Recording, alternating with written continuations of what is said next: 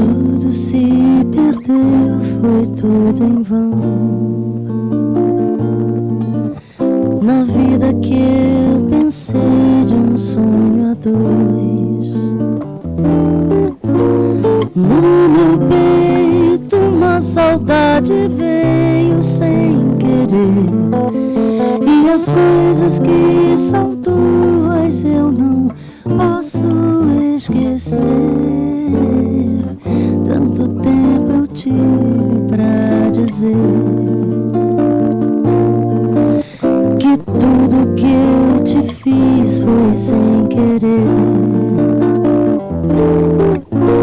Já não tem por que chorar se eu sei que te perdi.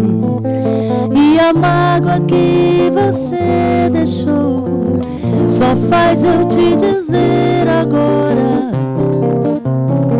eu preciso te esquecer e ter que seguir sem pensar em você.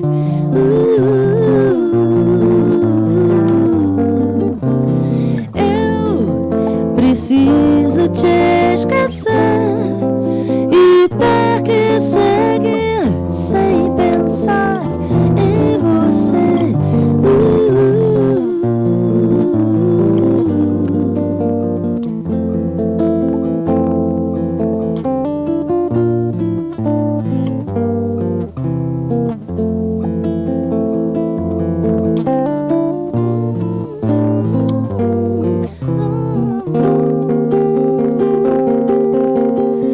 Tudo se perdeu, foi tudo em vão. Tudo em vão na vida que eu pensei de um sonho a dois. No meu peito uma saudade veio sem querer. E as coisas que são tuas eu não posso esquecer. Tanto tempo eu tive pra dizer que tudo que eu te fiz foi sem querer. Já não tem por que chorar se eu sei que te perdi.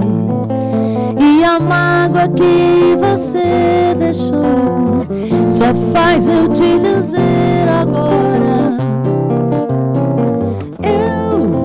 preciso te esquecer e ter que seguir sem pensar em você.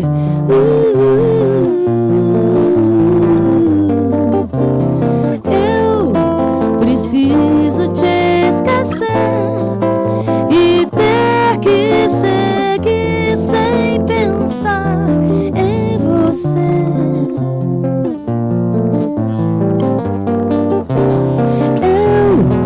Preciso te esquecer e ter que seguir sem pensar em você.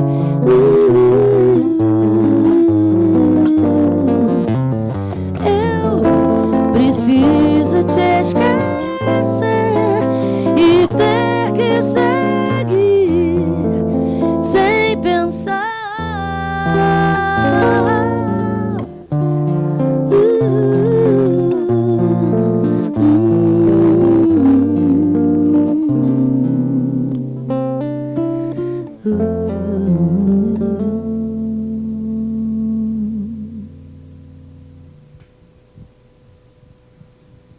Pois é.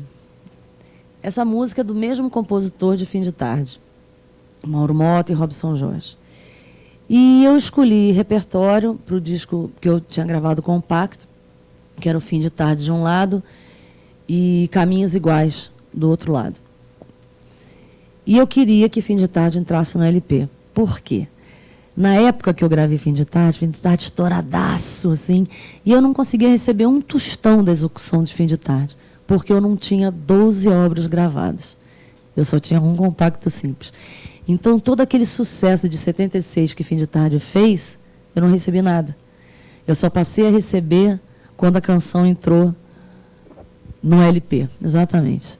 Aí depois os atrasados eu não recebi nada, né? Passei a receber a partir dali. Aí, e Eu Preciso Esquecer foi legal, porque eu já tinha gostado da música, a música estava sem letra, como o Fim de Tarde também, quando veio para mim, estava sem letra.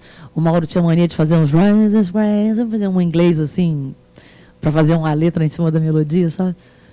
E eu gostei da melodia, e de repente, um cara da TV Globo porque queria uma música minha para a novela, e foi lá dentro do estúdio buscar a música. A gente teve que fazer a letra do Eu Preciso Esquecer correndo, e a música foi preparada antes para a novela. Era Locomotivas. O primeiro sucesso foi Fim de Tarde. E é engraçado que depois que Fim de Tarde estourou e tal, Fim de Tarde ficou quase 3 anos nas paradas de sucesso, assim, nos primeiros lugares. Aí a música entrou na novela Tchan, a Grande Sacada, aqui de São Paulo, que era da TV Tupi. Mas ela já entrou na trilha conhecida, mas como ela continuava sucesso, ela acabou entrando na trilha da novela.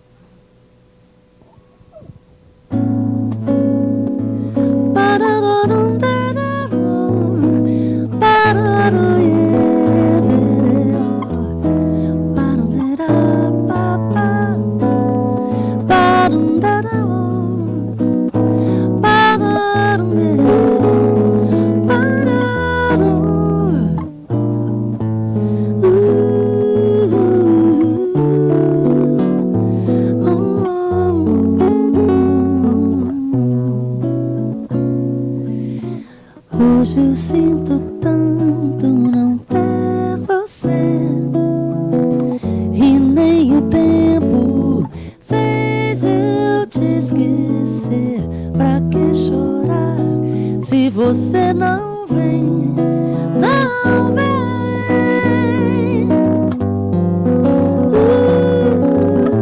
Perdi você, não tente entender. Ainda te amo.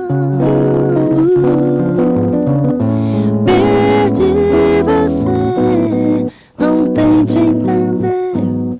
Ainda te amo. Perdi você, sem razão, sem querer. Todo fim de tarde é sempre assim, e uma saudade vai nascendo em mim, e eu já nem sei mais por que te amei.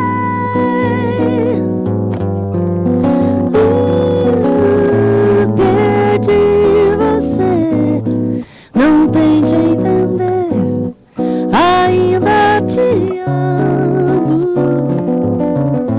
Perdi você, não tente entender. Ainda te amo.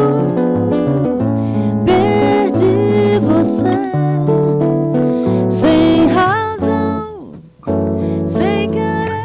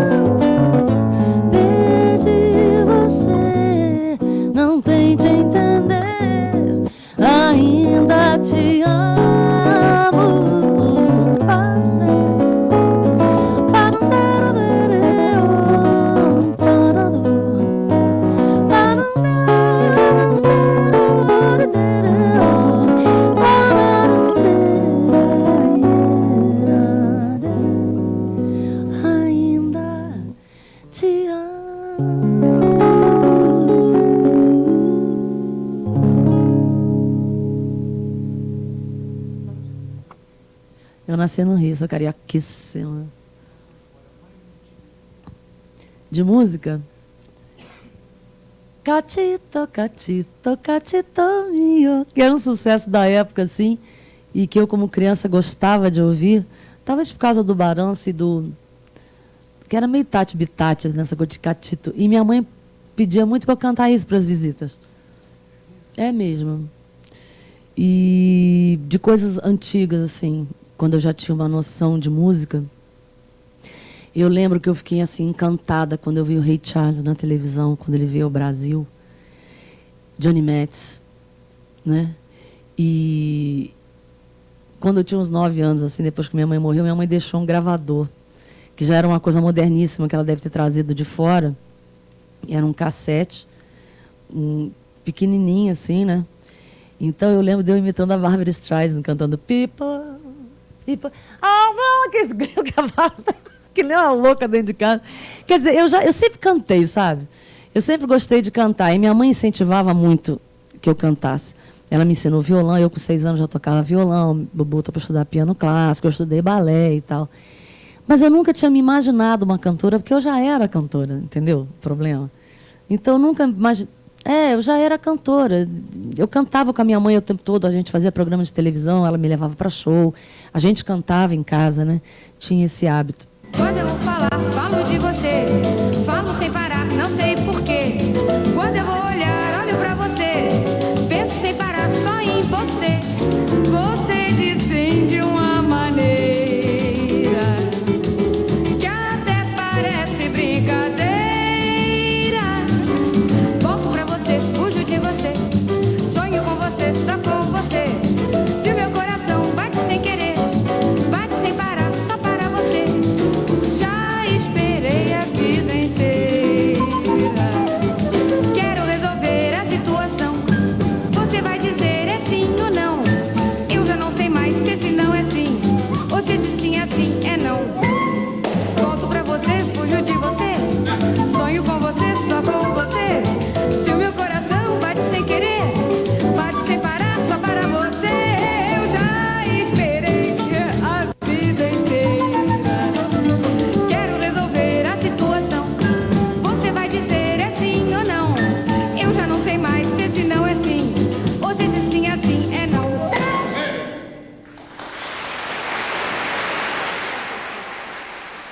Eu convivi até os meus 9 anos. Só que a minha mãe não era uma mãe normal, era artista, né? Então ela tinha uma cabeça, ela como ser humano tinha uma cabeça muito à frente do tempo dela. Então a nossa convivência era muito mais de amizade do que de mãe e filha. Até pelo pouco tempo que a gente tinha juntas, em função do trabalho dela, das viagens e tal, ela com muito sucesso, muito requisitada. Então, o tempo que a gente tinha junto era de bagunça, era de viajar, era de ir para a noite. Minha avó ficava enlouquecida, né? Porque eu ficava com a minha avó. E minha mãe, de vez em quando, me raptava assim, para os programas meio loucos. Mas era uma parte boa, assim. Minha mãe só tinha a parte boa, minha mãe não tinha a parte ruim de mãe, né? Minha mãe era uma pessoa, assim, alegre, muito brincalhona, sabe? Brincalhona mesmo. Ela gostava de aprontar com os amigos. Era uma menina grande, na verdade. Se bem que eu, com 9 anos, ela faleceu com 31, naquela época ainda era muito menina, né? E que começou uma carreira muito cedo também, como eu comecei. Então, você acaba amadurecendo à força. E o lado infantil, ele fica sempre muito latente, querendo sair, assim, né? Então, eu acho que a Silvinha tinha essa brejerice de criança, até em função desse tipo de coisa, assim. E as lembranças que eu tenho da minha mãe assim são todas muito legais, assim, muito bacanas, dela me levando para a festa junina, da gente em casa conversando no apartamento que hoje eu moro, né, que era o apartamento dela. E são lembranças boas, assim. Talvez por isso que eu até hoje ainda tenho assim ela muito viva dentro de mim, porque a gente teve uma convivência curta, mas muito intensa. Como ela era também com os amigos, ela era muito intensa com as pessoas que ela gostava. Então, a lembrança que eu tenho de Silvinha é assim. Meu pai é músico, é compositor, se chama Candinho. Eles eram muito bonitos, os dois, novos. Sim, minha mãe era muito bonitinha, minha mãe de olhos verdes, né? E meu pai era um moreno bonito também, bem apessoado, como se diz.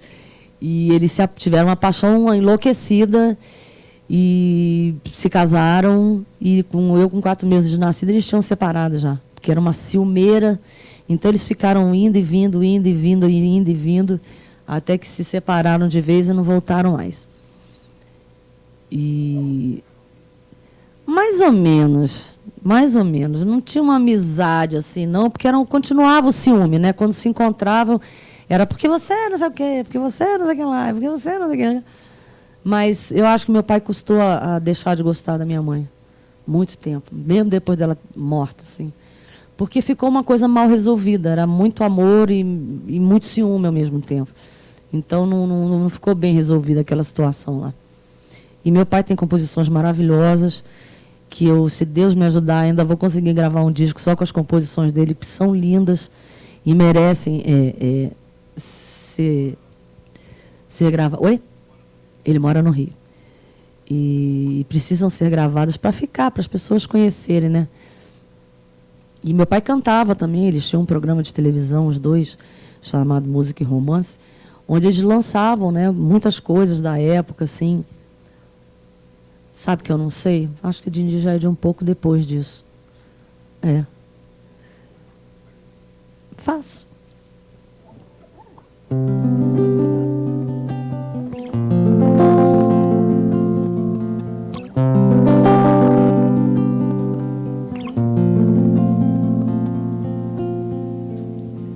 Céu, tão grande é o céu, e bandos de nuvens que passam ligeiras. Para onde elas vão, eu não sei, não sei. O vento que fala nas folhas, contando as histórias que são de ninguém, mas que são minhas e de você também.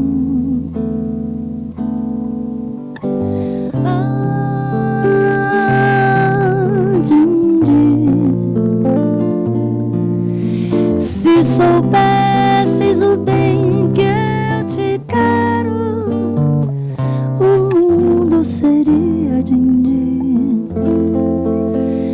tudo Dindi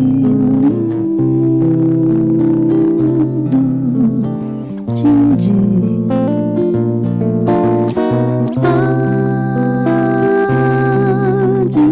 Dindi. Se um dia você for embora, me leva contigo, Dindi. Olha, Dindi, fica.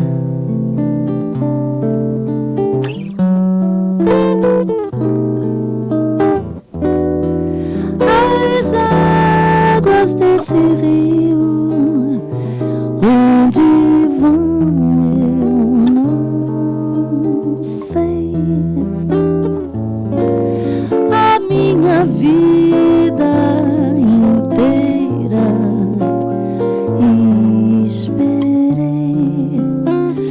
esperei por você, Dindi, que é a coisa mais linda que existe é você. Você não existe, Dindi. Olha, Dindi, fica. Deixa, Dindi, deixa que eu te adore, Dindi.